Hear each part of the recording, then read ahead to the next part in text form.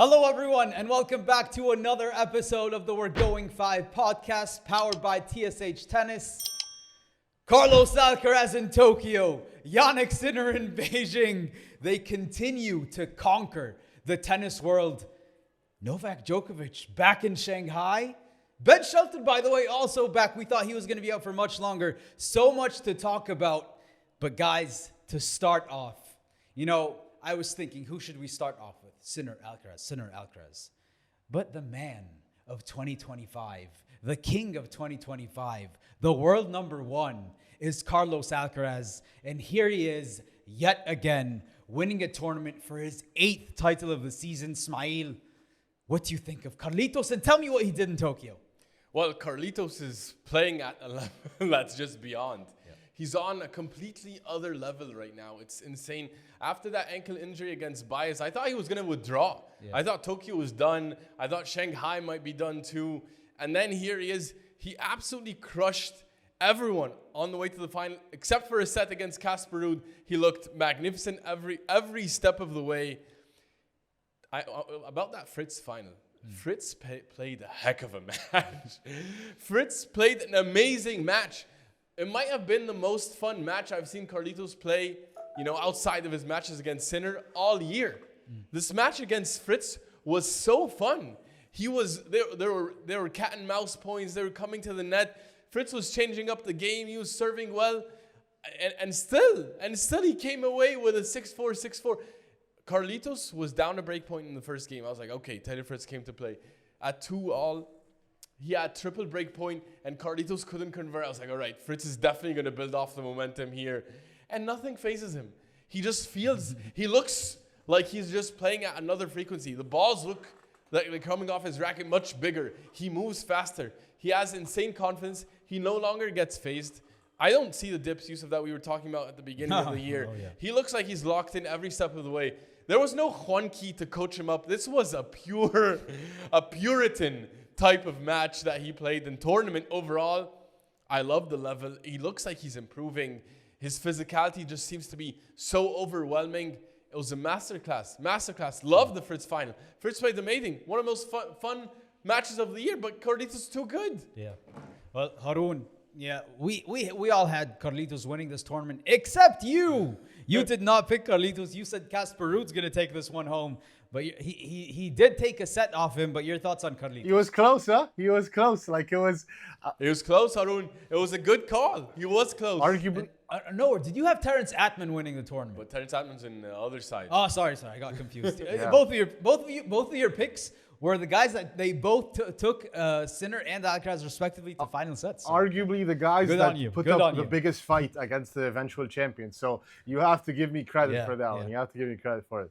But speaking of Alcaraz, like, I think the biggest thing is, for sure, everybody saw it, was the drop shots. Like, how insane he was in the drop shots and how efficient he is. Always, like, we talk about he has probably the best drop shot of all time.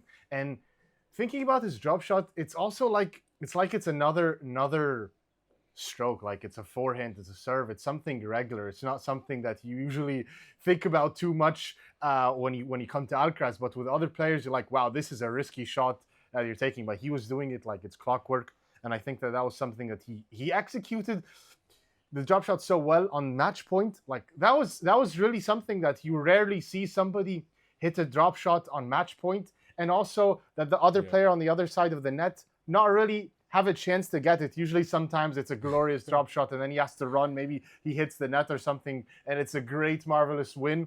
But yeah, to me, it was so effective with the drop shot and also all tournament. That's such a good point. Harun. Yeah. And he does it off the volley. Yeah. He does it from the back.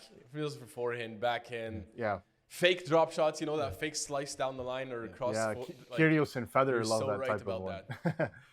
Yeah, but they weren't doing it that much. Kyrgios maybe. Federer, not really the fake drop shot. That's like a really Alcaraz. It's his trademark shot, but I think he was doing it before. But also the rest of the tournament, he was playing great. Like, I think now he's in the groove, and we need to talk about also how consistent Alcaraz has been all year, changing surfaces, changing tournaments, whatever it is. Like, the guy has been really, really impressive this year. It's not the ups and downs thing. is no longer a discussion, I think, this year. And so impressive, man. So impressive. I keep going back to thinking, Smite, in the beginning of the season, when we were making fun of you, I know I said this before, we were making fun of you when you said this is the Alcaraz year after he lost to Novak. And then I think he won Rotterdam, and then I think he had an early exit in the Qatar Open. And we're like, oh, Ismail, I don't think what you're saying. But look, ever since then, he has been on a tear. Brutal. And it really is special what we're seeing from, you said the dips. We're not seeing any of the dips anymore. They are long gone. And I'm no longer watching Carlos Alcaraz matches and thinking it could go any way because he could absolutely dominate or he could lose. That's gone. It's over. It's now Carlitos Alcaraz peaking, and it means when he steps onto the court, he's going to win. And what I loved is him being able to fight through the pain. And, we very rarely do we see even Carlitos. He always fights through the pain. Just that one time where he withdrew against Holger Rune in the Paris Masters when it was 5-all. I don't remember the second set and final set. But ever since then, we've seen him fight through the pain. But he would lose. He fought through the pain from the very first match to the very last match. Yeah. And then consequently, we're going to talk about this. He wins Tokyo and withdraws from Shanghai. Yeah. But that's something like you only see from Roger, you see from Novak, you see from Rafa. They fight through the pain. And not only do they fight through the pain and finish the match, they're hampered to go and win a tournament, to win an ATP 500. Like that's a career highlight for so many people. And that's a sign of greatness. To be able to fight through an injury like an ankle injury that is actually going to make you pull out of the next tournament, you go on and win the tournament. That, to me, that's like, now you're putting yourself in a completely different conversation, Carlitos, when you do stuff like that. Yeah. And also, it was not an easy path. It was also a pretty rough path for 500. I mean, of course, not playing center, but other than that, it was a rough path. And Casper, Ruud, and Taylor Fritz, but you're eventually going to face guys like that. And Nakashima's a good player also. Nakashima gave Bergs has power also. But Fritz, you could say, is probably the toughest player you want to face. He's just coming off of so much confidence. I just beat you. Yeah. But we did say he was. It's complete. So is it in a way proof that it's an exhibition, the Laver Cup, when we talk about this? Because he was able to take him down. And when I would say it was convincing because it was too like when there are stakes on the line, you take Carlitos. But also because you've been at the tournament you played multiple matches on the same surface. You got into the groove, and it's not like one match going in and out, and it's like. Also, you don't get a lot of rhythm when you play something like the Laver Cup. But if you play in a normal tournament, also with finals, like Alcaraz is so great at finals as well. So that's a different task than you could still make the argument that it's not an exhibition, but in a different way though. But because finals are a different beast. Yeah. But really, I feel like so much power is coming off his racket. We talked about him. He added weight to the racket so he can add speed on the serve. The forehand looks like it's so heavy. It's coming out with max speed and heavy. I don't know how anyone handles it. Honestly, I look at it. Even the backhand now is brutal. How can you hang in the rallies? Taylor Fritz is fighting for his life in the rallies. You make a great point. And even when you watch the matches, go back and watch the highlights. His winners are not for example, in the red lining. He's able to hit winners that looks like that's 4 feet away from the sideline, and so far away from the baseline too, maybe a few feet away from the baseline. But it comes with so much velocity, you can't do anything. You just look at it and go that's a point to the point you're making. The forehand, it looks like when they slow it down, it's right there. It bounced 4 feet away from the baseline. Yeah. Why can't you go get that ball? It's unreal. Because it's coming at super speed. It's unreal. And maybe that's why Zizou Bergs is sharing highlight reels of Alcaraz on his own Instagram story, which is why he's talking about an effing ripper, because he's in a cross-court forehand rally. Yeah. And it's coming with so much pace. He's on it. He's on it, but he can't touch it because it's coming with so much pace. It's insane. But not just that. It's insane. Not just that it's coming with so much pace and power, but also because whoever he plays is also hitting powerful as well. They're trying to hit the ball really hard and they're trying to be aggressive, but he's even overpowering them with their max aggression. I thought Fritz was trying to hit the ball as hard as he could, and he wasn't trying to be. Fritz was crushing it. He was crushing it, Harun. Yeah, and that's to me what's even more impressive, because of like, wow, they're both going at it, and then he just rips it. It's not like, oh, they're both being passive and conservative, and then he tries to pull the trigger. He's pulling the trigger off of shots that the other guy thinks he's pulling the trigger. It's insane. Like in that first game where Alcaraz was down break point on his own serve, I think it was that first game. It was 30-40, and then Fritz absolutely crushed the backhand return, cross court to Alcaraz's backhand, and Alcaraz stepped up and absolutely crushed it down the line.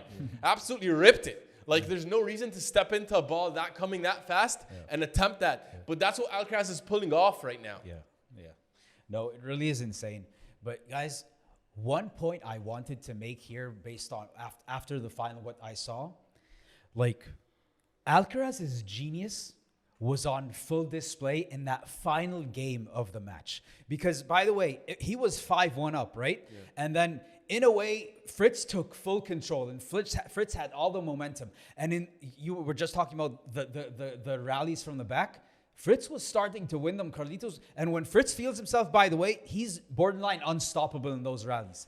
And his genius is, and something that him and the big three have is, and then he's like, no, I'm not gonna go toe to toe with you in these back and forths. Let me bring out Harun's favorite shot, the drop shot. And the first point hits the serve, but Fritz comes back, boom. He hits a gigantic backhand drop shot, 15-love. And then the next 2 points, by the way, he goes toe-to-toe with Fritz from the baseline. Back and forth. Fritz wins the point, 15-all. Then, again, Fritz wins the point, 15-30. And then he's like, nope, I'm not going to do this. Let me change it up again. And then he goes in, serves, I think he gets an ace, 30-all. And then 30-all, he plays the point, opens up the court, amazing drop shot. And then again, 40-30. I'm not doing this rally thing with you, Fritzy. You're feeling yourself. You're red hot. Boom. Drop shot again. Game, set, match. Carlitos' 8th title of the season. He's such an underrated tactician. He really is such an underrated tennis thinker. You remember even in the Laver Cup, Aggie was talking about Alcaraz knows tennis so well. Yeah. He knows tennis. Like, that's a legend. Saying that about Alcaraz, of course he is. He's been world number one, youngest world number one ever. It's not a fluke. It's not just flash. He's a genius tactician. He is. Yeah. More than a tactician, like hitting a drop shot that you can't get, that you're not even close to getting, off of shots that the other guy thinks is really, really aggressive.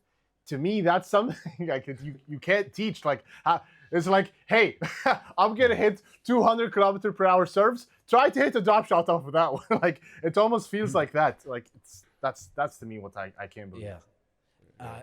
That last game, guys, to me, like, I know it's a 500, but it amazed me. You know, like the last time I remember a last game was that 2023 Wimbledon win. When that, like, sometimes a game, if you put it under a magnifying glass, it shows you so much more. And like you said, Smile, he is a genius when it comes to this game. He also did against Casper, by the way, in the semis to close out the match. He also did a similar fun back and forth game, and he pulled out the drop shot in a couple of those points too. Yeah, no, it was special. But also, guys, we need to talk about Fritzy, because he made it to a final too, and Fritzy's been looking amazing. Thoughts on him, Smail? We knew he was going to be in the final. We talked about him. He's going to, the confidence, the way he looked in the Laver Cup. So maybe it's not an exhibition because it carried over into Tokyo, and he's looking awesome. He looks confident. I felt like he was engaged in the match. He was locked in.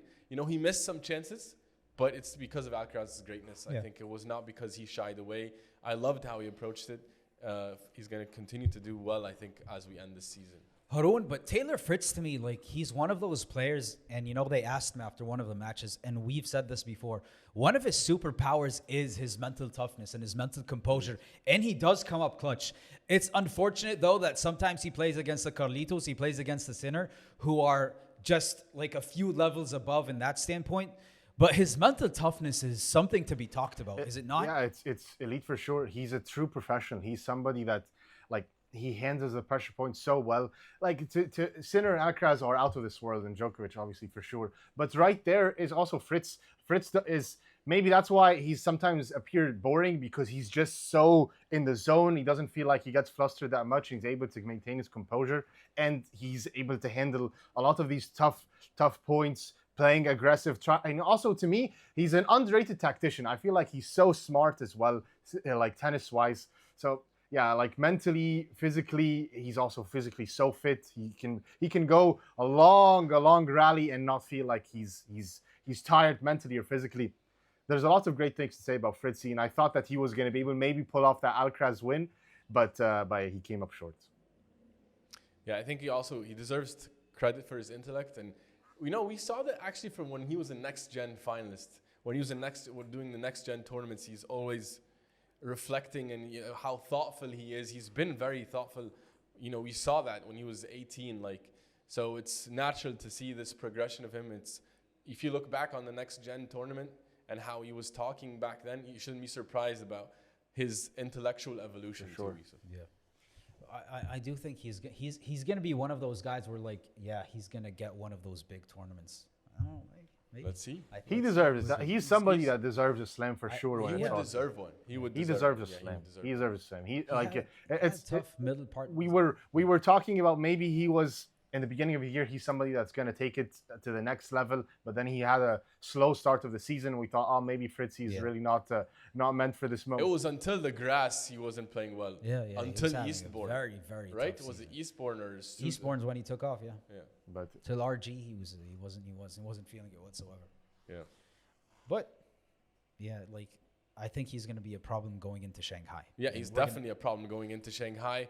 But on the other side, Yusuf, of the world, one very close by actually still, in Beijing, Yusuf, we just saw Sinner do what Sinner does. What did you think of his run there? Sometimes I think of Jannik Sinner, I'm like, no, okay, so I have become accustomed to Jannik Sinner demolishing everyone in his path. And I've been I'm accustomed now to the fact that, okay, if there's an ATP 500 that Sinner's playing, actually, if there's any tournament that Jannik Sinner is playing and Carlos Alcaraz is not playing, I'm expecting him to. Well, it's not fair to him what I'm doing. It's not fair because what he's doing is otherworldly. And, this ATP 500 win, he did have some hiccups on the way. He dropped a set to Terence Atmane. We want to get into him, which was a very special performance by him. But then he bageled him in the end. He just, what I want to say is, I'm afraid that I do and we do look at Jannik Sinner as he is a machine when he is a human, though. And what he's doing is, it's not normal, but again, he does what he has to do, and he looks like he's making some tweaks. And he said, "I'm going to make some tweaks, and maybe I'm going to lose here, and I'm fine with that." Lose sets. I don't think he didn't complete the sentence. Sets. I love that he always has to preface it that I might lose. Yeah, match. Like Rafa. I'm not ready. Okay, I'm gonna win. I'm just gonna win the slam without dropping a set. What are you gonna lose? What are you gonna lose? Yeah. But so Jannik Sinner, to me, I am going to continue to remind myself and tell myself every single time, this is not normal. You must appreciate what he's doing. Another title to his name. His first title that's not the slam in 2025. It was impressive. I expected him to absolutely make. I'm not gonna say. I expected him to crush Lerner Tien. And that's exactly what he did in the final. And he's a special player. And I'm not going to take his wins for granted because what he did again is, like Carlos Alcaraz, something we do not see unless you are considered one of the greats that have ever played the sport. He's unbelievable right now, Harun. I don't know what did you see. Yeah, for sure he's elite. It's nothing really new to add about whether. Yeah, is he getting better? The things that I really appreciate about Sinner is that he's able to handle the business while experimenting with things. And that was the task, that we kept on demanding from him after, that insane match in Roland Garros and also other finals with Alcaraz, is that he needs more variability. He needs to experiment more. And he's showing that he's able to do that. He's experimenting with more serve and volley, experimenting with more variability with the shots. And I think that he's been able to do that so well, especially when he's sometimes down and you feel like, maybe somebody has the grip on him like Terence Atmane did, but that he's able to come up with his insane level. So I think that, like, I like that Sinner has been taking, hearing the things that we've been saying about him and showing us, another elite level. And I can't wait to see this new version with Alcaraz in the next matchup. Yeah, it's not coming soon though. Yeah, but I love that point that you're making, Harun, is that he was experimenting at still taking care of business. Yeah. And in that Terence Atmane match, like he was in that tiebreak, he was in that second set tiebreak, which he eventually lost. He was like grinning. He was like, okay. It was like when a fighter takes a punch, like, okay, you got that. Let's see. Can you keep this up? Can you handle this? And then surely, once it went into the final set, it was a bagel, 6-love right away. But that's not because we have to preface that because Atmane cramped. He had cramps. Fair. But also that comes back to he who handles the nerves, who has. And that's the next point, Yusuf, I want to make, is that he's just so confident, and he knows he's gonna handle the moment better than you. Yeah. He knows he's gonna handle the moment better than his opponent, and he did it in every single one of his matches when it was clutch time. If you look at Atmane in the final set, he handled it better. You look at Maruchan, he was serving for the second set, he broke him and he took that second set, 7-5. If you look at De Minaur, when they went to the final set, took him 6-2. And when it was finals time, when the spotlights are bright and when everyone is expecting you to perform, he downed Tien 6-2. He's the best in the world next to Alcaraz. They're 1A, 1B because they can handle the moment the best.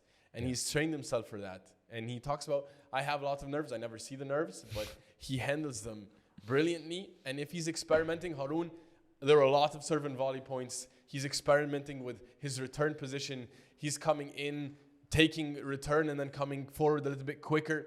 It's very scary what we're seeing. And it's going to pay off because there's no doubt. It just should pay off. Yes, but it's even like he's doing all this. This is the point. He just won a tournament. Let's give him that. I mean, for him, because he's doing all of this to beat Alcaraz. He's doing all this just to beat one person. He can beat everyone else, including Novak, playing 100% the way he plays. Yeah. It's just about Alcaraz. And if he's going to start serving and volleying, and he's going to mix in the slice and the drop shot the way that we're seeing him, because there's no question about if he can, because he just did it, and he's doing it quite well. His serve is massive. If he starts serving and volleying, he's gonna be unbeatable. Yeah. He's gonna be unplayable. Guys, and that's where we're headed. Yeah, something I want to point out here. So, speaking of, we talked about Alcaraz and Sinner like giving people food, and they're very generous. Thinking about the bagels and breadsticks for this past month for Sinner. This is his experimental phase. He gave one bagel that he got to Terence Atmane, and he had six breadsticks. So this is his experimental phase. He's able to crush as well along the way. Beautiful. Oh, he's masterful. He's masterful. Yeah. And I can't wait to see what we see next from him. Yeah. Oh, we're going to see Shanghai. We'll see how that one plays out. But, last thing, Smite, that point that you made of like he's enjoying and he's going to... I remember I told you guys about that point when he was playing against Felix Auger-Aliassime, and it was tight in the fourth set or something. And it was 2-all. It was a gruesome rally. And then And he lost the rally. It's in the heat of the battle. Auger-Aliassime has all the momentum. He's still like, that's a nice one, man. That's a nice one. Like he's so level-headed. They're sickos. So they're cool. Purists. He's so cool. They love tennis and they love to compete. They want to compete at the highest level. Yeah. Like it's not intimidating in any way that the guy on the other side of the net is playing at his all-time best. Like he's like, yes, give me the challenge. And Simone, his coach, talked about how he's a ruthless competitor. He's a ruthless competitor. Yeah, we saw that, Simone, because he's been giving everyone love one every single time he goes on. That's true. Yeah. But the guy that was on the other side of the net in that final, Smite, like, I feel like he does not get enough love, but guess what? He made it to a final, his first ATP final of his career. Time for some love? Yeah, Leonard Tien? Leonard Tien has been deserving of some love. Yeah. He's been deserving for a while, and he's a phenom. Let me say this very loud and clear. Leonard Tien is a phenom. The same way Fonseca is a phenom, Leonard Tien is a phenom. His record against these top 10 guys now is unreal. This is not normal. He's arguably even more of a phenom on the tour. Arguably even more. That is arguable, Harun, and we're going to react to that later segment. But I love what I see from Leonard. He is so fit for his age. He's so confident, and he's so brilliant tactically. He has amazing variety. I love watching Lerner Tien play. I love watching him play. He's amazing. Yeah. It's unfortunate, though, Harun, because he went up against Sinner. I guess it's not the best matchup for him, but the rounds before that took down Cobolli in straights, outlasted Musetti, injured, but he outlasted him, and he outlasted Medvedev in the semifinal. And he came back from that match, by the way, and eventually he was able to get that win through retirement. But he is. Do you think his path, okay, to that final, did he get lucky, or was he on his way to winning those matches? No, he was. To me, he was on his way. He was on his way, and they weren't able to hang. And that's I don't want to take away credit from him because he deserves it. He's been playing elite, and he's done it before. It's not like, this is the first time he gets these big wins. He's done it before. He beat the same guys that he beat before as well. So he beat Medvedev before, and he beat Zverev. So he beat like these big guys, big names before. And also for Sinner, like that final that he made, it's tough also reaching your first final. And then you play the toughest opponent exactly. you can possibly face. He had to go through it. And Sinner already studied him so well. He had a lot of game tape, match tape on him. So Sinner was much more prepared, I would say, because he's smarter. He's handled these matches before, so he's able to see his weaknesses much better. Lerner is still trying to figure out how to reach deep into tournaments and figure out his groove and figure out his footing. I think that maybe next time, I think Lerner is going to be much more prepared because I think he's a smart player as well. He's one of the smartest guys we have on tour. I think he's going to be a really smart player as well later on. And next time, I think he's going to come with some more unexpected punches. But you have to give him a lot of credit that he took down Cerundolo, he took down Cobolli, who was the guy that was there at the Laver Cup, Musetti, Medvedev. Like, these are all big time names, you know? Just two things about Lerner Tien that I want to say, which is building off your point, Smile. First one, like, how are you? You don't look it, but you are so fit. Like, you outlast all these guys all the time. And remember the Medvedev 5-set match in Australian Open? It's like, no, like you're supposed to. This is where you die. And it wasn't a fluke because he outlasted him again. Yeah, exactly. And he outlasted him again. And how many times have you seen a match where Daniil Medvedev is the one that's cramping and limping and can't? Like, Daniil Medvedev is the warrior of warriors. And he fights through. Later stage of the tournament. It wasn't the first match. Yeah. Like, Tien's also been through his battles too before getting there. Exactly. Like, so he is extremely fit and he's able to outlast these guys. And that's one thing. And then the other side of the mental standpoint, like, you're never afraid of these big guys. Never. It means absolutely nothing to you. You go up against these guys and you believe you can win. Like, you're not phased for a second. You don't show any signs of, maybe the moment's too bright, except Novak Djokovic US Open, the past one. That's one because that was the GOAT probably. But outside of Novak, you're ready for the moment you're going to play, and you show no signs that you are not ready for the moment. It's insane. It really is insane. It's super special too. That's why he's a phenom. Okay, guys, a point I want to say again about how elite I think Lerner Tien is right now. Now we want to highlight his wins against top 10s. So this is the second time he takes down Medvedev. He took down Zverev before. He took down Ben Shelton. He took down Andrei Rublev and now Lorenzo Musetti. All of these guys these are the best players we have in the world, and he has wins against all of them. So, like, Medvedev, former world number one. Zverev, one match away from becoming world number one. Shelton, arguably the hottest guy on tour. Musetti also was one of the hottest guys on tour we had this year. And Andrei Rublev, who was the ATP 500 king during COVID. So, these are all great things to add to his resume, guys. Yeah. Nothing to say other than he is a special player. And I'm going to give him love whenever I can. Yeah, for sure. But we want to move on, guys, to a great segment that we have, which is biggest winners of the week. 7 Australian Opens, 15 slams. Not too bad. So far, Yusuf, who's your biggest winner? You know, he might have lost in the semifinal. He might have just said right now he lost in a way that he doesn't usually lose. He usually outlasts his opponent. But my biggest winner of the week is Daniil Medvedev. And, you know, we just had a discussion last week of maybe he should end his season and start fresh. I think this was a big week for him because he had a couple of really good wins, got over that hump of losing in early rounds and tough matches.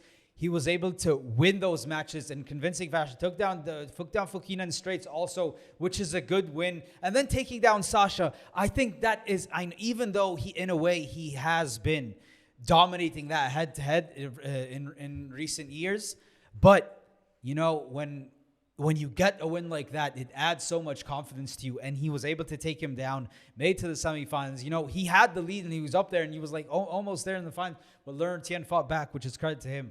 But Daniil Medvedev, I think this was a big week for him from a mental standpoint, because he saw that he can break free. And I think he's calmed down a bit. He has perspective. And we can wait for some big things in Shanghai. I hope you're right. Smail, do you have anything to say about that? Yeah, I mean, the 8-1 record against Zverev, it's unreal. It doesn't even make sense. They both play very similar styles of play. I don't know how he dominates. I don't know why Zverev is for him the get-right match. It makes no sense to me. So something turns on for him mentally, and he's like, I need to lock it. Yeah. More than. But how about you, Smail? Who's your biggest winner? Well, Rune, I have two, but I need to talk about the guy I'm really most impressed with this week, and that's Jensen Brooksby.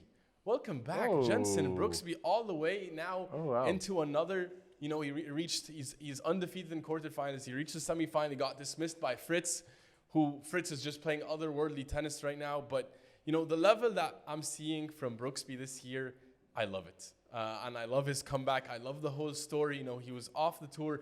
He started way back in the rankings, and he's plowing through this, and he's fighting. And I just love his composure, his variety. He's talking about how he's had improved his physical fitness as well, because he would get fatigued towards the end of matches because the way his playing style is very, taxing. He likes to stay in long rallies and move his opponent around side to side.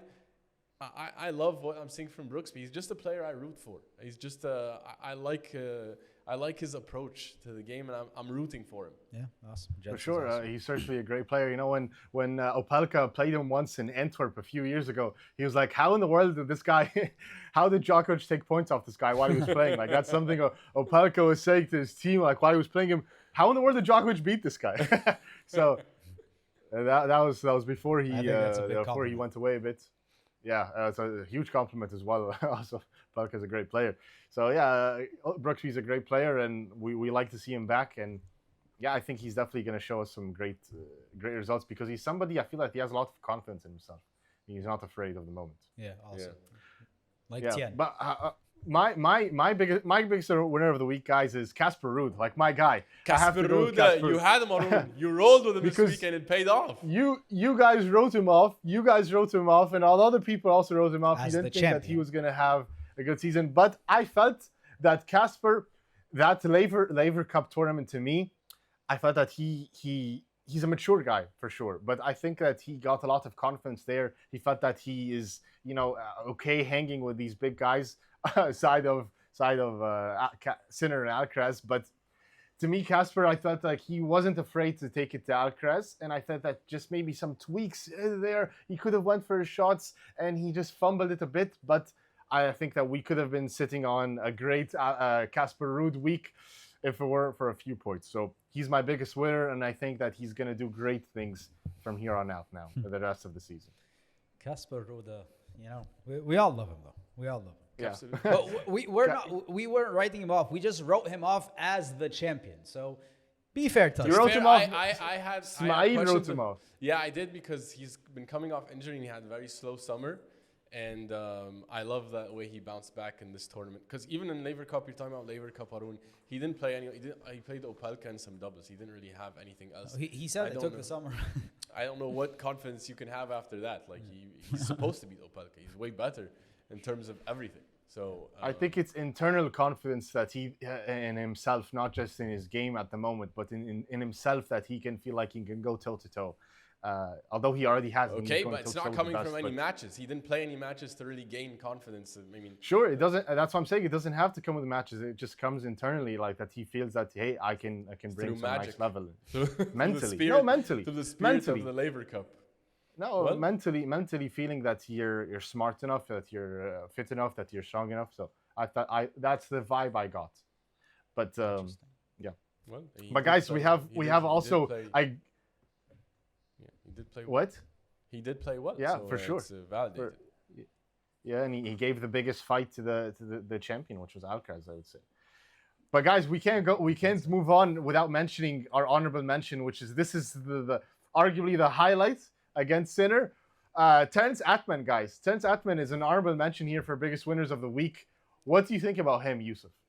Yeah, no, I love the way he plays the game. He's so aggressive. Yeah. He's so aggressive. Like, I love how much aggression he has, and his serve is elite. And that's going to take him to the top, by the way. He's gonna rise. Yeah, no, that Cincy run was not a fluke whatsoever. He's a player that's coming, and I think we should expect big things from him in the future. Yeah. The very near future. Yeah. I think he has the belief. He didn't feel like he was, he didn't get played off His the court. body gave up. Yeah. I like it a lot, Harun. I think he has the confidence, and I just love how aggressive he is. It's a fun style play to watch also. Yeah, he is fun. Yeah, like he's putting Sinner in tough moments. Like, and I say that he's one of the guys that, like one of the few people he's been able to do so. And I think a lot of people should look at these Terence Atmane matches to learn how to you pressure Sinner in a way. Like he pushed Sinner to a tiebreak in Cincinnati, and then he took a set off of him here in Beijing. So come on, guys. Like, this is a guy that he was nowhere last year to now. This is the guy that maybe Sinner loses sleep out off of. So, yeah, he deserves a lot of credit. Yeah, but it's hard to replicate that lefty serve to the corner. Sinner was returning from the stands. Like, he was all the way in the stands trying to return Atmane's serve. And heavy topspin off that forehand. Very heavy topspin off. Yeah, and Jim Curry talked about he has the lightest record he's ever held in his life. And he's driving wild pace. Maybe some people should do that as well. Like, if you want to go against Sinner. Yeah, it's something to learn from. He's doing some good stuff, Terence. So good for him. Sure. Good for him. Yeah. He's able to hang in big moments as well. But yeah, well, I'd love to see what he's going to do next. Let's see what he's going to do next. And let's move into a fun segment, guys, that we like to do every now and then. Upset or non-upset. So I want all of you to know, when you sleep tonight, I won because of you. God, it's killing me. I'm going to give you some matches, and you tell me, do you call upset or non-upset? All right, let's start off, Harun, with you. Brooksby beating Rune. 6-3, 6-3, upset or non-upset? Has to be big upset, man. Holger Rune is a big guy. Like, this is a tough competitor, so him losing to Brooksby, although he's a good player, that's an upset for sure. Yusuf? It's not an upset because, as we said last episode, we don't expect much from Holger Rune, this Asian swing, and Jensen's Brooksby is a player who gives everyone fits. So no. Yeah, non-upset. I weirdly think Brooksby matches up well against Rune too. All right, Harun, Medvedev against Zverev. Is that an upset or not an upset? To me, that's a big upset as well. To me, that's an upset. The head-to-head record is not something I'm taking into account. Zverev was supposed to win that match because Medvedev was probably in the slumps right now. So, big upset for me. Yusuf? No, this is not an upset because whenever these two guys play each other, like you tell me recent form, everything, it means nothing. So no, this is not an upset. Daniil Medvedev winning that match does not surprise me in any way. Wow, for me it's an upset. Given his form, I absolutely call upset. Medvedev has not been having. The same thing happened in Halle. Yeah. And he beat him. Yeah, true. Good points. All right, Harun, Tien taking out Cobolli. Upset or not an upset? To me, this is not an upset. Cobolli's a great player, but I've been higher on Tien. I thought Tien is much smarter and much better. So to me, this is not an upset. Yusuf? 1000% this is an upset. Flavio Cobolli is a guy who's on the rise, and I think he's going to be a top 10 player very soon. So yes, for him to take him down 6-3, 6-2, 1000% upset. Yeah, I'm going to have to back you here. I also think it's absolutely an upset. I mean, Tien against top 10 is a different beast, but Tien against general other players? No, this is an upset. Cobolli's a top 10 player very soon. All right, one more here. Mannarino Yusuf taking out Bublik. Did you call upset on that? Yes, of course, that's an upset. I know Adrian Mannarino is just he's sneaky player who's able to pull off these wins. But we just said Booby is having the time of his life right now in this season. So yeah, upset for me. We expect now lots of wins from Booby. Harun, upset or not? It's a tough one to say. It's a tough one because, although Bublik's been having a great season, but Mannarino is just so savvy and smart. So I'm not. This is not an upset for me. I can't rule out Mannarino with these big guys sometimes. Yeah, for me it's an upset though because Mannarino's been rising. He's having a nice part of the season, but still, Booby, season of his life, definitely 100% upset. 100%. Okay, well, what do you guys think? Do you agree with us? Do you agree with me? Because I think I'm the most sensible person when it comes to these things. Anyways, well, guys, which brings us to our next segment, and one of my favorite segments whenever we get to do it, because we get to talk about some interesting things, and that is spicy, no spicy. A little bit spicy. Sorry, not as spicy at all. So, Smail, interesting things happened throughout the week. We had many different tournaments going on. Anything that you saw that was spicy, no spicy? Well, there was one spicy moment with Alcaraz in that match against Fritz. You know, he was upset with the umpire who called the time violation on him after, a long point, and then he started it very quickly, the shot clock, and Alcaraz didn't appreciate that. And then he was arguing with him on the changeover. And the clip that was going around was he's telling the umpire, you never played tennis in your life. You don't understand if you think that this is normal, that this is a time violation. Yeah. And, I think I call no spicy on this. First of all, Alcaraz was just frustrated because he missed 3 break points. It was love 40. And he missed all 3 chances. And Fritz saved them all and he won in 5 straight points. And then, so Alcaraz then remembered, that point from the previous game. Yeah. So absolutely no spicy call. He was absolutely juiced for some other reasons. And then he came out, though, and he served incredibly well. He won the next game in 4 points. So maybe that was actually good for him. Yeah, but, sometimes you say, it's a gray area. Like, I feel for the umpire, but also I understand Alcaraz because sometimes you're like, I don't think the umpire got that moment correctly, which is going to be coming to my spicy, no spicy moment. But, Harun, what's yours? But wait, just on this one, before we go to Harun's, Kyrgios loves to do that. He would share some videos with the shot clock for him vis-a-vis, Federer or Rafa and how they would get 15 extra seconds. And so there is a judgment call to be made by the umpires there. And so you'd think Alcaraz will get the benefit of the Some guys, I don't know. But I think some guys just, they call it like it is. And, and that's but sometimes you shouldn't call I think that the shot clock thing is always so spicy because it has to be, shouldn't be a really strict hard deadline. It should be some leeway there. It's a judgment call, but it's so honestly, you want my opinion? I don't even care about the shot clock. Remove it. I don't even think it needs to be there.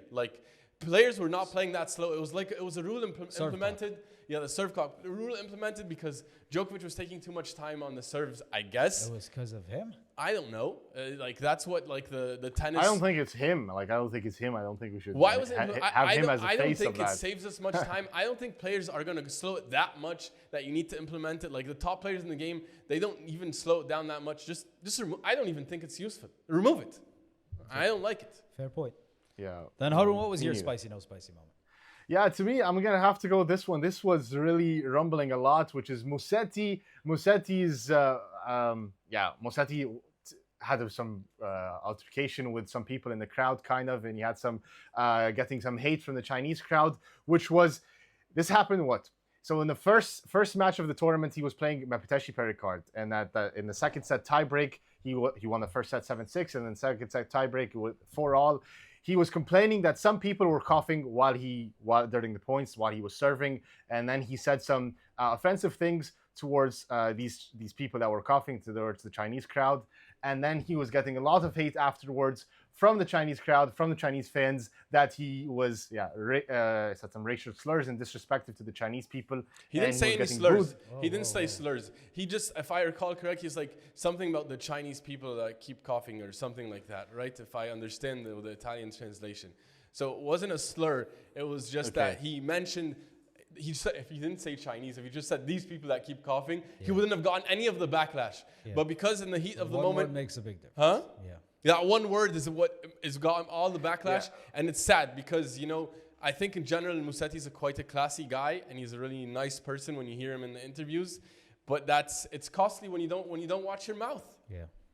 Yeah, when he gets tensed up, when he gets really angry, sometimes things come out of him that that are not the best. Sometimes he kicks a ball, sometimes it's these things sometimes really don't go his way when he lets the emotions get the best of him. But he was getting booed for every match after that, and he was trying to apologize also after he would have his wins. But yeah, that's something spicy that happened. Let us know in the comments what you guys think about that moment.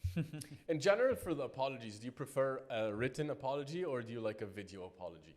He did give a written apology, by the way, after that happened. It does nothing, neither. I don't know. It wasn't to me, so I can't say. But I probably both are scripted. Makes no. Yeah, I'll say video. Not scripted, but well thought out. You want to have a genuine apology after that. A video. Because if you are genuinely remorseful, you want a genuine apology. I think the apology was genuine. It's just which form do you think people accept more? Video. Let me see you talk. Yeah, and if you are really remorseful, maybe both. You know? Yeah, true. Usually these apologies that are written out are always just the same way, the same structure. I'm sorry for whatever I did. I didn't have an issue with the apology. Regretful. I didn't have an issue. I don't have an issue with it, but I have an issue with the structure. It's always the same thing from a famous person or an athlete. Okay. They always structure it the same exact way. I'm deeply regretful for what I did. I didn't mean to do it. It feels like it's just, the same. I actually felt it was genuine, even though it was written. Interesting. I never thought we were going to have a discussion about the structure of apologies on Instagram. Interesting. Yeah. But I do want to share my spicy, no spicy moment, guys. And this was one of the wildest things I've seen, by the way, from as a call from an umpire. And during that semifinal match in Beijing, Tien against Daniil Medvedev, and as we said, he was cramping. And if you actually go back and look at the video, if you didn't watch, go back. He was limping. He couldn't even raise his leg. And he was trying to push on. He didn't want. I'm like, 1,000%. He should retire right now. It makes no sense. And he tried to push through. And then in one of the games, and then after one of the points, the umpire decides to call lack of effort violation. Warning, lack of effort violation to Daniil Medvedev, to a man who's cramping and can barely walk. And all credit to Daniil Medvedev. I think that he gave the least amount of anger that anyone would give. I would probably be losing my mind. He didn't have the energy for it. Exactly. And knowing Daniil Medvedev, and he was and he even told him, I've been trying to be good ever since what I did at the US Open. I'm trying to do things the right way. But you're making me boil here. And then, I think that was one of the biggest mistakes I've seen from an umpire in that call. How we talked about, sometimes there's gray area and once you make the decision about the shot clock, the serve clock. But in this moment, you can see the guy's barely moving and he's trying to keep on. And this is what you do. Yeah, I think that was a big mistake. And Daniil Medvedev, hats off to him. He did not go ballistic on the umpire on the entire match. And by the way, to pour salt water on that wound. What did he do after what's it called? After a few games, he retired from the match. He had to retire from the match and he couldn't keep on. So, I think that was a weird decision, and I don't think that was a good decision whatsoever. And then after that, the Referees Association, I don't even know what the entity's called, but they came out and said, yeah, actually that decision that was made was an error by the umpire, and it shouldn't have been made. So wild missed call, because 100% that influenced his decision to retire, I think, in my opinion. Because if he didn't get that, he's probably thinking, people think I'm not giving effort, then I might as well retire. Why even make the effort? Why insinuate that? I'm trying to fight. And you can see him, by the way, he can't even bend his leg. Wild call. Absolutely disgusting call. And definitely it was not deserved. And he should have at least, as the umpire, your job is to support the players and be fair. Yeah. And you also want to make sure that the fans get the match that they should get. So actually, he hurt the fans because he prevented everyone in the stadium and outside from getting the rest of that match. If Medvedev could have pushed through, he was trying. By the way, have you ever seen Daniil Medvedev retire from a match? Because it might be recency bias, maybe not. I do not recall Daniil Medvedev retiring from a match.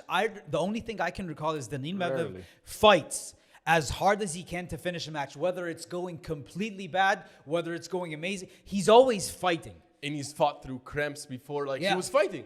So the ump's call. He would stand up and he's saying, I can't even stand right now. I'm doing this interview. Daniil Medvedev, you can call him many things, but a quitter is 1,000% not one of the things you call him. Disgusting call from the umpire. I didn't like it. Yeah, but that umpire should be fined, by the way. How come only players get fined? And his reputation, the umpire should get fined, and he should no longer be umping. Well, I don't need to. We don't need to take it that far, but that affects the player's reputation. Maybe no longer umping is harsh, but he should at least get some kind of fine or suspension because that's not fair. I think that's also intense. Still also a bit harsh. Like maybe we can give apology. How about apology like Musetti? No, apologies are not enough. Apologies are not enough. No, that's I want to see a fine or a suspension. Some slap on the wrist so that these umpires can be fair and not influenced by their emotion in the future. Yeah. But you have to give some benefit to the doubt. Maybe he didn't know. Maybe he didn't see. Then he shouldn't be umpiring for an ATP 500 if he doesn't know the difference between cramping and not. That's not someone who should be an umpire. Yeah. Also, it's not always clear. Sometimes Medvedev walks a certain way like that. So maybe, and you don't know if he's decided to give up. Like, you don't know if it's tricks against the other opponent. So, I think it's a bit too harsh. Okay, it's a mistake he made. But the thing is that would be a point. But he did retire just a few games after that. Actually, one game after that. Sure. If it's unclear to him, if he doesn't understand, if Medvedev is tired, they can make a point to him. Yeah. You can tell him, hey, why are you walking like that? Yeah. Like, you're an umpire, you're not a robot. Exactly. You can speak to him. Yeah. Or in the changeover, you can say, I'm noticing something. Are you feeling what's going on? Yeah. Can you let me know? Let me in on what's going on. Because I might give you a lack of effort warning, for example. Just fill me in on what's going on. Some umpires give warning, hey, Carlos, you've been taking too much time. I might call a time violation if you do this again. There's ways to handle it. It was not handled in the best way. Sometimes, maybe not all the time, but sometimes I feel like we need more EQ from the umps. A lot more. The thing is, though, I usually am against these umpires' decisions and stuff like that. But I think sometimes they're too much having match after match after match, and they have to follow regulations. And maybe they sometimes don't have the feel that the players need. So he made a mistake, but I don't think it deserves all that backlash. He got no backlash, so I don't know what you're talking about. From you guys, at least, or we guys. I want to see a fine. But anyways. We want to look forward here, and I want to get your brain. I want to pick your brain about this. I want your thoughts on Alcaraz's withdrawal from Shanghai. Smail, what did you think about that he decided to withdraw from Shanghai right after that Tokyo win when he won the tournament? It's a very unique and interesting way this played out, right? Because I thought he was going to pull out of Tokyo. He ends up powering through, so he chose to power through Tokyo and then rest for Shanghai. And when I reflect on it, it makes sense. It makes sense for two reasons. One, because if there is an issue with the ankle, it's good to pull out now so that you don't exacerbate that injury. He's played the most tennis he's ever played in his life, and we want him healthy. His team wants him healthy. Yeah. He needs to maintain. Also, looking ahead for next year, if wherever he is in the race, he has a Masters 1000 that he's not going to have any points to defend. He's going to be able to go in there and absolutely collect max points from that can boost him in the rankings. So it's a win-win. It's a win-win scenario, actually, for him. But we lose because we're not going to get Alcaraz in Shanghai. He skipped 3 Masters this year. And yet he's won the most. My question is, though, okay, you picked Tokyo over Shanghai. And, it happened in the first round, not in the mid-league. How big was that appearance fee? Because you decided to stay and push through that tournament instead of resting and going to Shanghai. He did honor the agreement. Which was a Masters 1000, yeah. So he probably had to honor some agreement that way. Like, we can't leave here. We're taking a big check. I don't know. I'm guessing. But he is going to lose some of that, the bonuses that you get from the Masters events because he dropped out of 3 of them. So 75% of the bonuses, he's actually not going to get those. But, the most important. I don't think he needs more bonuses. I think he needs the money. I understand, but the main thing is his health, and he has to make the best decision for himself. And he has a very important last stretch of the season. He said he wants the Davis Cup. He wants year in world number 1. So if it means you skip the Shanghai Masters, you skip the Shanghai Masters. Yeah, and he probably wants the ATP Finals. I'm telling you, I think that's finals, a good year decision. Number 1, Davis Cup Finals, very important 3 weeks in the end of the season. Yeah, I think so. Rune, how about you? Yeah, I think it's a great decision because now he's going to get like almost a 3-week break because I don't think he's going to play any 250s. So he's going to get a 3-week break and go either probably play Vienna or Basel, whichever one he decides to play. And then, yeah, after that, he's going to get the Paris Masters and the ATP Finals. So I think it's nice, good scheduling because he needs the rest also. If it's too much tennis, then Alcaraz really doesn't thrive, I think. So I think it's a good decision. All right, well, we do have a big Masters event coming up. Yes, sir. Shanghai is here. Love it.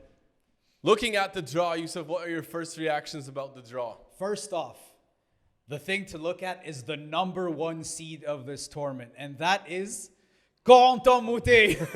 What? Insane. He took, because Alcaraz withdrawal, he took his spot, Harun. He has a bye in the first round, and he took his spot. Wow. I think, like, Moutet, all of a sudden, if you open the draw, the first name you see is Quentin Moutet, because he took Alcaraz's spot in this tournament. So, that's yeah. If Tien wins, he's going to get Tien in the first match. Yeah, so it's very interesting. Like, Alcaraz, him withdrawing, changed lots of things in the storylines, and it leads up to maybe a Carlitos Sinner final, Novak Sinner final, something like Novak Carlitos final. Guess what, guys? Now that's not what we have. I was fine with it, but now after the Carlitos withdrawal, the fact that Novak and Yannick are on the same side of the draw, sad. It's sad as hell. So it's really sad as hell. But like, I hope we maybe get that match. But I would love to see in a final, instead of semifinal. We saw in the final last year, but seeing in the semifinal. Maybe that's a good thing for Novak, by the way. I don't know. I can't wait to see that matchup. But on the other side, I think it's anyone's now that Carlitos is out. We have so many guys up there, and I have a very interesting person that I think will make it all the way. And another thing that I love, Ben Shelton is back. And we said this in the beginning of the episode. Ben Shelton's back. For some reason, we saw this video on Instagram, and the guy said he's probably going to be up for 6 months, maybe even longer, and who knows. He's back, so I don't know what the fuss was about. I love Ben Shelton. I'm a big fan of him. He's back in a draw. Masters 1000. Also recently married Felix Auger-Aliassime. Happy to see him back. Everyone's back, guys. I'm happy, except Carlitos. I'm sad for. Harun, the draw is loaded. Any quick reactions? I think it's wide open for Alexander Zverev. I think he's going to do a great run. I hope he does a great run because he's a guy that we need. We need on top. We need him crushing this last end of the season because we need him at ATP Finals and Masters doing so well. So I think that this is going to be a great run for him. Also, the other side is loaded. Djokovic is not catching any breaks whatsoever while having to face all of the hottest guys on tour right now, I would say. So which is Fritz, you have Sinner, Shelton. Shelton's not so hot, but he's coming back. It's a bad thing for Djokovic, and we hope that he would get to catch a break there, but it's going to be fire for us, so it's nice. He got a rough deal with his draw, as always, to get Sinner in the semis. But it is what it is, and he's going to have to learn how to beat him at some point if he's going to keep competing with them. Yeah. All right, let's go ahead, look into the quarters and see. I'm going to tell you the predicted quarters, and you tell me if it's happening or not. All right? First one, Harun, we're supposed to get Medvedev versus the Demon. You think that one's going to happen? I think the Demon is going to be there. I'm not sure if Medvedev is going to be there because Demon, by the way, playing lights out as well. That was an amazing fight that he had. But Demon, yeah, Medvedev down. Yusuf? I think Demon and Medi are going to be there. I always regret when I say Medi's going to be there. I'm going to stick with it. Again, I'm a stubborn mule, and I'm going to say that Demon, Medi, book it. Yusuf, you've been jinxing Medi so much this year. I think both are going to be there, but after you said that, I know Medi's not going to be there. Who are you taking? But I know, I think he should be there. I like what he looks like now. I think he's going to be there. Okay. All right, Harun, we're also supposed to get Zverev against Musetti. Is that one going to happen? Zverev, yes. Musetti, not so high, but I think also yes. Okay. My thing is, I don't know, is Musetti injured because he withdrew from that match against Tien? Is there something there? Is he fine? He's going to be able to get back before Shanghai? Because he has a lot of hot guys on his way. There's Menchik, Felix Auger-Aliassime, Lehechka on the same side, so it's tough. Yeah. It's tough.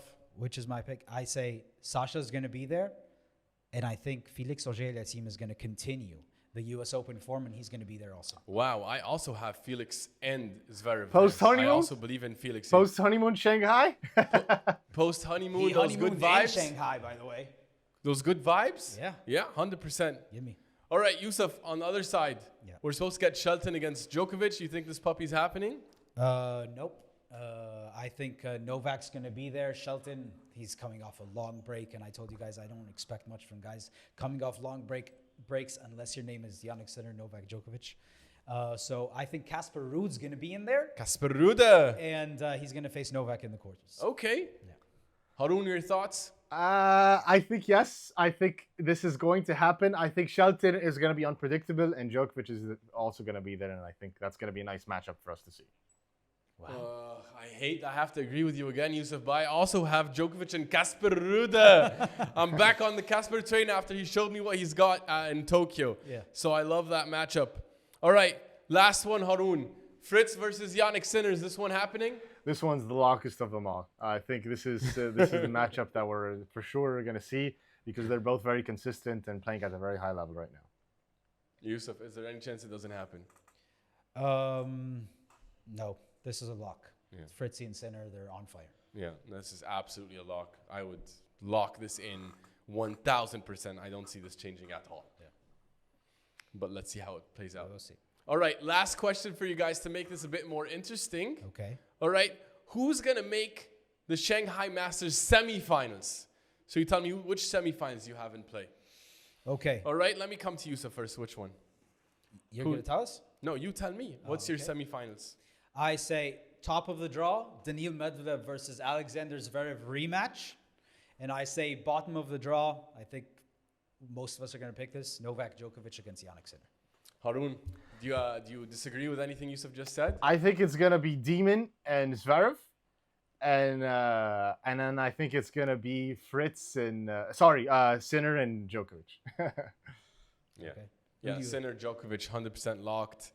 I'm going to say I also like Zverev to be in the semi against Daniil Medvedev. Oh, so you agree with me? I do. And I hate this. I'm so disappointed that I have to agree with you on all of this. Well, we're going to see. Well, guys, before we make our pick for the champion, we need to do our favorite segment of every episode, and that is overreaction or not. I'm going to tell you guys something, and you let me know. Is this an overreaction? Is it not? First up, Harun, I'm coming to you. Mm-hmm. Carlos Alcaraz won't lose again in 2025. Overreaction or not? Oh, no, this is an overreaction. He's going to lose. Maybe even once or twice. For sure to Sinner and maybe somebody else. This is an overreaction. Smile, overreaction or not? I want to say overreaction, but who's going to beat him? Where? Somebody will. Where? Somebody will. He was close. Casper was close. Is he going to play Davis Cup? Yes. He can't wait to play Davis Cup. Then no, he will lose somewhere. In the Davis Cup. That's where you have him losing. The only logic I have is that he might get strained, fatigued a little bit because so much tennis, and indoor hard is his least best surface. But also ATP finals. ATP finals, he's not great there as well. So yeah, so he'll lose one. One. I think this is an overreaction. I think he's going to lose. I think Jannik Sinner is going to get another win over Alcaraz underneath his belt before this season ends. Yeah, that would be fair, wouldn't it? Well, how about this one, guys? And a very interesting one. Smail, I'll come to you. Lerner Tien deserves more hype than João Fonseca. Overreaction or not? You're pinching a nerve for me because João's my boy. Yeah, that's why he's my favorite player to watch. But I hate to have to compare them because Lerner Tien is a phenom and Zhao is a phenom, and they've both been amazing against top guys. I don't know if I can say more hype. He deserves as much hype. Zhao for me is a bit more fun to watch because he just has that wow factor. He can crush the ball a little more spice with the volleys, although Lerner is amazing at the net himself. But I'm going to say overreaction. I love Zhao just a tad bit more. Harun. This is not an overreaction. Lerner Tien deserves more hype than João Fonseca. Lerner Tien has been doing amazing wins. If you just take a top player right now, top 10, top 15, and give him the wins that Lerner Tien has had this year against the top players, they will think, great year for me. Great year. And this is a guy that's just starting, 19 years of age. To me, this is not an overreaction. Give me my boy Lerner Tien. He's a beast. Yusuf, you agree? Look at Lerner Tien deserves more respect, but I say this is an overreaction because Joao Fonseca has the star power, the wow factor. So no, he deserves the hype because he can give you those oh my god moments. Lerner Tien doesn't give you oh my god moments. I disagree. Lerner Tien gives you solid tennis. He gives you he's fundamentally sound. He fights hard. He's mentally tough. But at the end of the day, you're supposed to entertain, and he's fun to watch when he's going up against one of the big guys. But Joao Fonseca, he can hold his own against anyone, and you enjoy that match. So I'm going to say this is an overreaction. I think because hype, no, Joao Fonseca is box office when it comes to watching him play. That is perfectly put. And that match against Rublev in Australia might go down as the most fun match of the year outside of Carlos Alcaraz and Jannik Sinner. Let's make sure to say for you in that, okay? For me. Yeah, so that's in terms of the wow factor. Yeah, it was wow. It was one of the wow moments of the season. Okay, guys, Smiley, let me coming at you with this one. The world #1 race will come down to the ATP finals. Overreaction or not? Well, it's a tight race right now. It's at 2,000 points plus, I think, difference, right? And then, Jannik is going to play Shanghai. Carlitos is skipping it. And then we're going to go into a bunch of Masters also with Paris coming up and ATP. And yes, I think it will come down to the ATP finals. I think so. Yeah. And I think it's going to be fun as hell to see it. It's going to be awesome. I think it will, Yusuf. Harun, overreaction or not? I think this is not a reaction. I think this is probably likely going to happen because it's going to be so close. Yeah, I don't think this is an overreaction. Yusuf. I don't think this is an overreaction. I think it's going to come down to the wire. I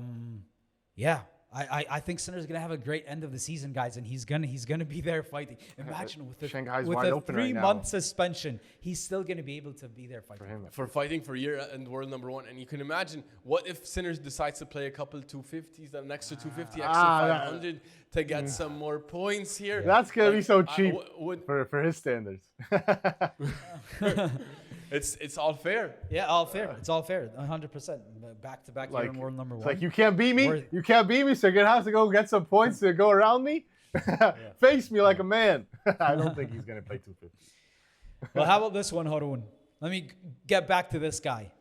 Lerner Tien will be a top 10 player by next season. Overreaction or not? This is not an overreaction. He's already taking down the top 10, so he just needs to get more consistent on beating the rest of the bunch. This is not an overreaction, guys.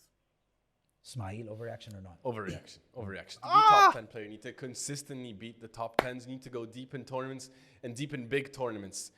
This is a great result from him to make it to the final of an ATP 500. And it shows where he's going. But I think he needs more time. I don't know in 1 year if he can get the results needed to be in the top 10. Also, who's going to drop out where he's going to replace him?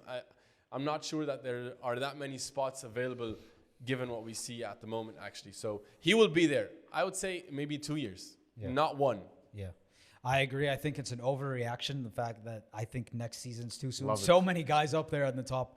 Guys up there on the top. But he's rising up to 36 in the rankings. He's probably going to be seeded come Australian Open.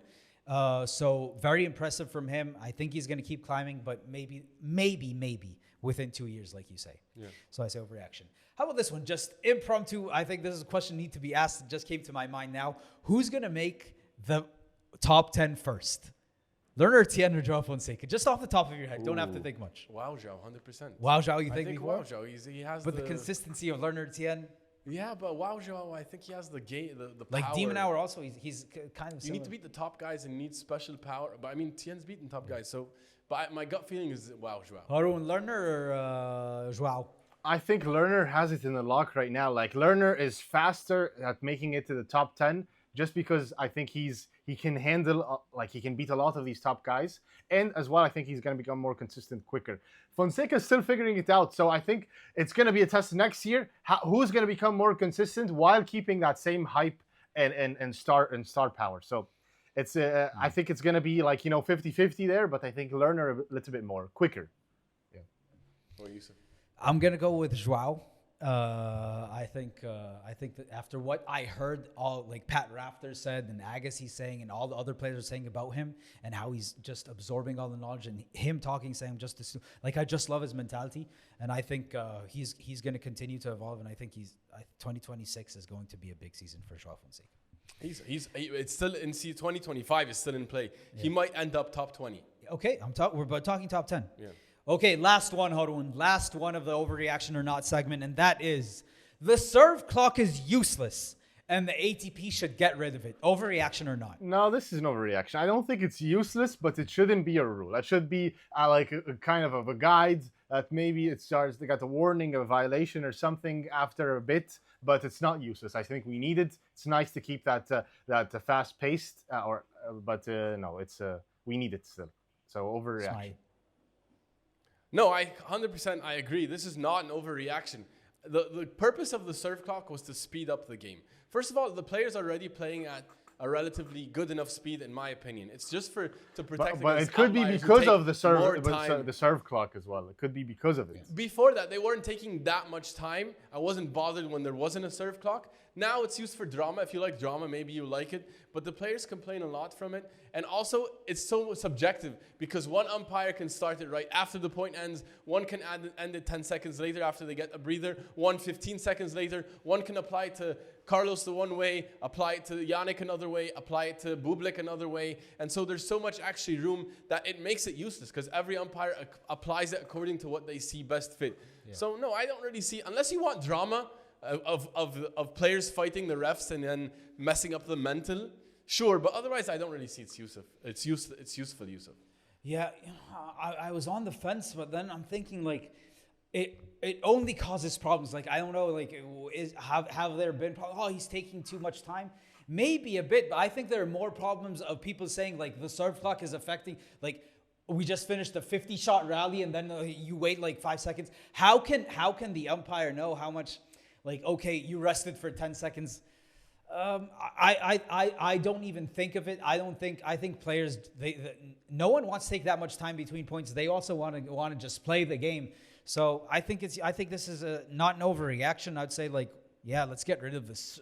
Yeah, but also think of a scenario without the clock. Now you're just leaving it up to purely the mental timer that the umpire has, and he decides when to start, when to stop. So that's adding no constraints or barriers whatsoever. You're saying, yeah, even if they we were living without the serve clock for the entire history of tennis until how long ago did they implement this? Sometimes I like it. Like, sometimes I like it, but sometimes before like a big point, like maybe we should soak in the moment.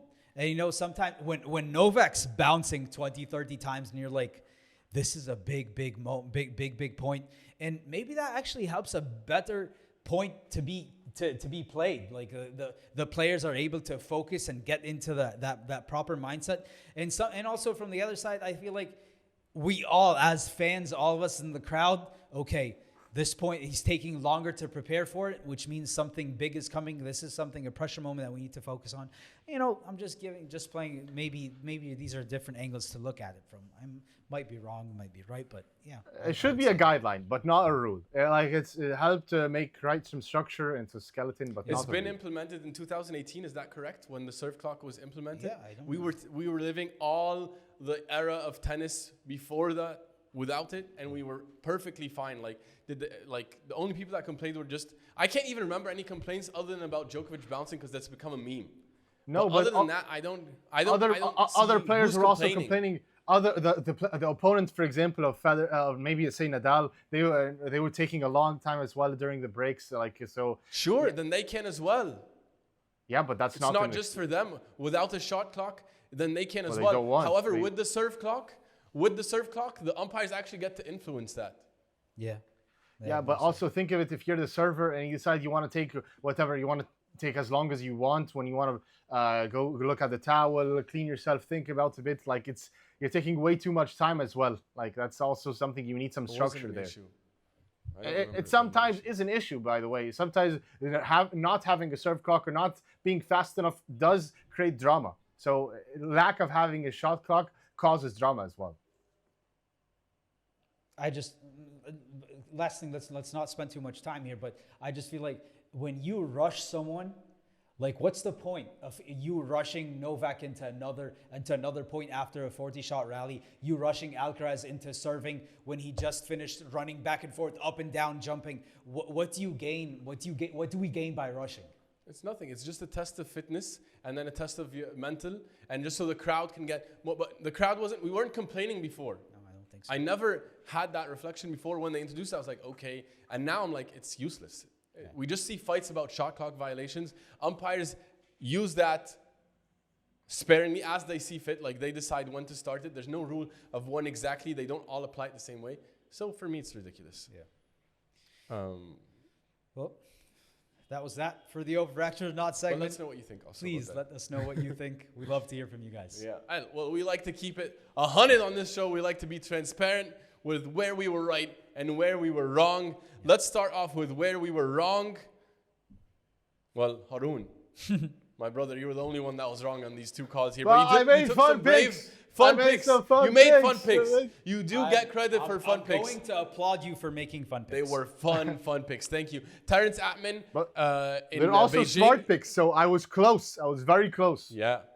We'll give you credit because he did take Sinner to a final set, and so did Ruud. He also had Alcaraz on the ropes, so credit to you for that. Yusuf, we had, where we were right, we had Yannick in Beijing, we had Carlos in Tokyo, and everyone on planet Earth also had us, so we don't get credit for that. No, not much. It's not much to gloat about.